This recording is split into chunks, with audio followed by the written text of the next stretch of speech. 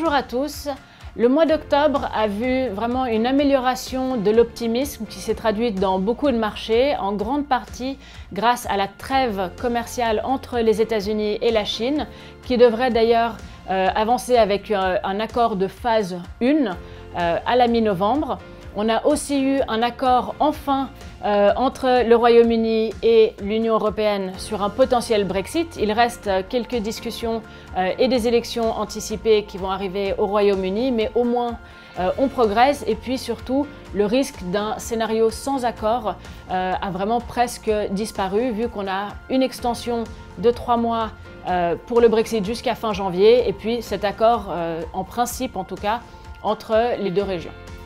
De manière générale, on pense que la vue un petit peu plus optimiste, elle devrait continuer tant que ces améliorations géopolitiques, elles persistent. Si on continue à avoir des bonnes nouvelles, les marchés actions devraient continuer à bien performer.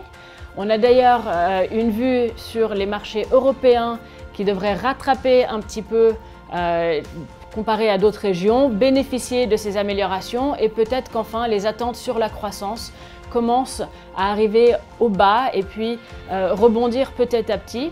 On voit ça dans d'autres régions, donc aux États-Unis et en Chine, on pense qu'on a déjà plus ou moins tourné la page. Par contre, en Europe, on voit encore de la déception et on attend peut-être que ce dernier trimestre va apporter des meilleures nouvelles, en tout cas pour les perspectives 2020.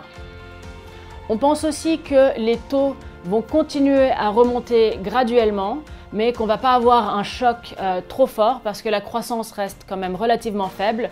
Pareil pour l'inflation, mais on peut voir des rendements qui remontent un petit peu jusqu'à la fin de l'année.